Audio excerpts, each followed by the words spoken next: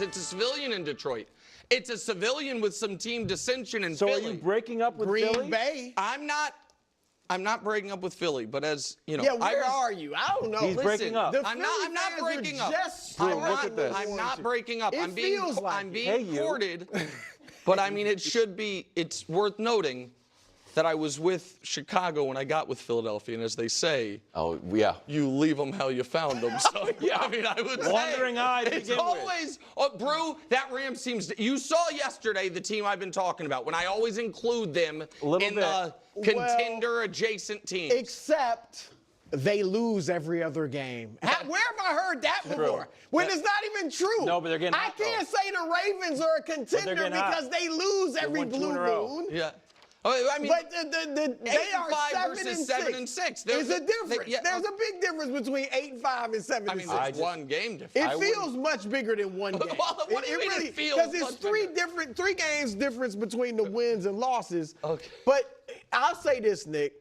If they get in the playoffs, they can beat anybody. I don't see them winning the NFC, but I do think they could spoil somebody's season. Like what I was saying about Green Bay, that they. Okay. Let's talk about this.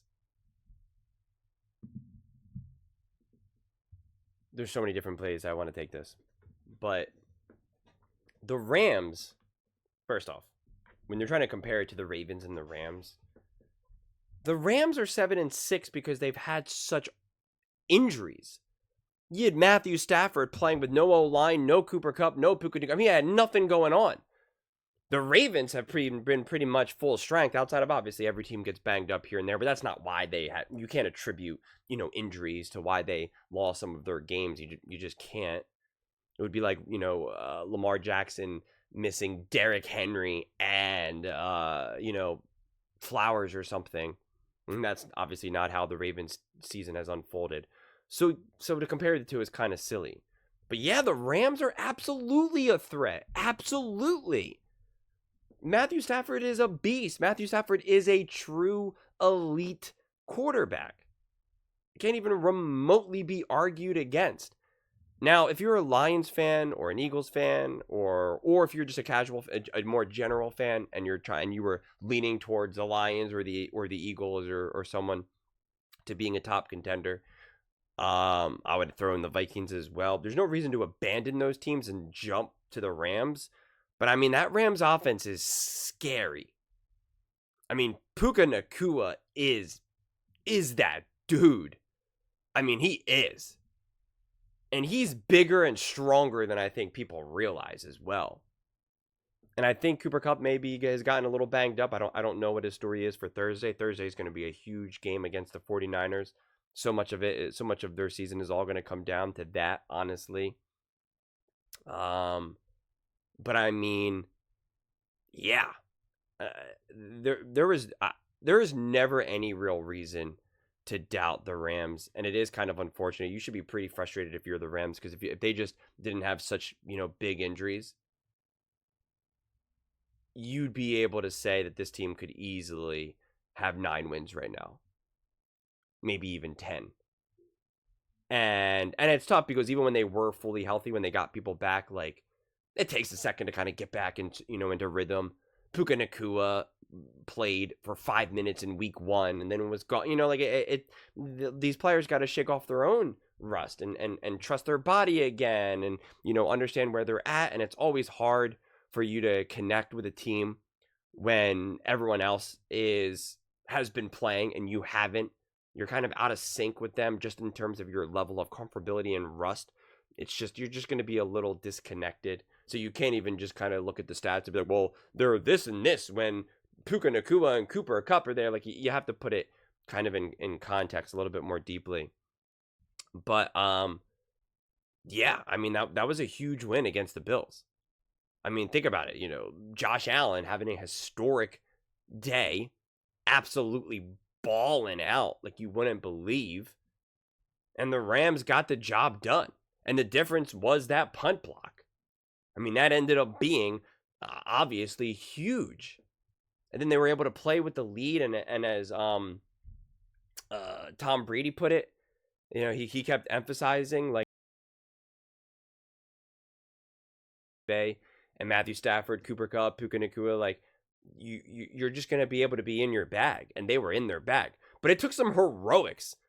I mean, Cooper Kupp, Puka Nacua, I mean, I keep just saying their names again and again because their catches and their plays are just burned into my brain. Obviously, the defense didn't do much against Josh Allen and the Buffalo Bills, but I mean, again, you got like one of Josh Allen's greatest games ever. I mean, some of the throws that he was making were just unreal. I don't know how you stop that.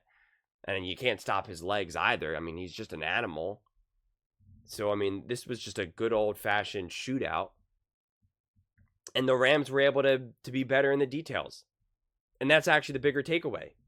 They were able to take care of the details and do all the small things and the special teams things. That's the difference between winning 44-42 and losing.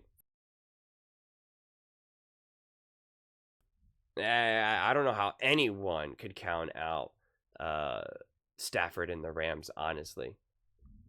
And I said that even this offseason, going into this season, but then, of course, they have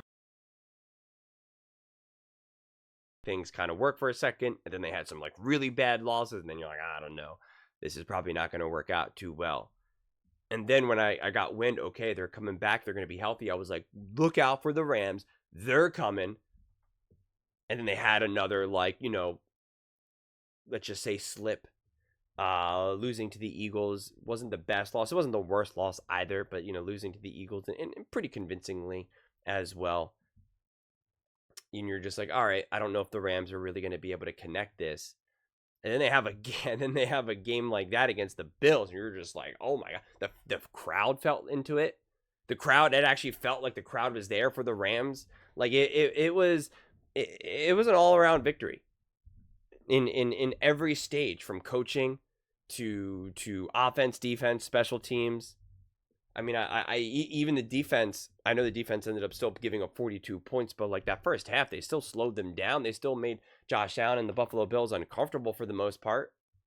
I mean, they did take the lead 17-7, and again, obviously special teams. So this felt like a much more connected team than they had been. And they got some hard games coming up, though, right? They got some hard divisional games, especially.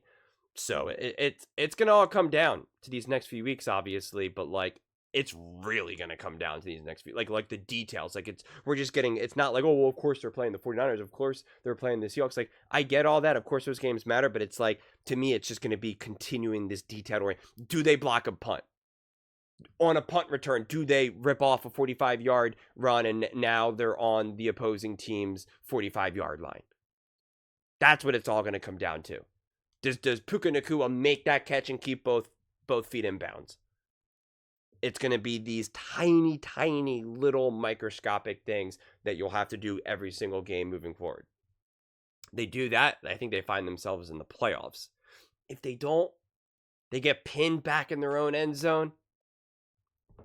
Might be a little too far to overcome, because they are on their back foot. They are the game behind. They are at the disadvantage. Technically, they're not in control of their own destiny. Technically, but they do have a lot of control as well because of the games that they're playing. So it'll start on Thursday. To me, that's really when the playoffs start now for them, for the Rams. Playoffs Thursday. Let's go. It's gonna be fascinating to see. But those are just my thoughts. I'd absolutely love to hear yours. What do you guys all think about the Rams over the Bills?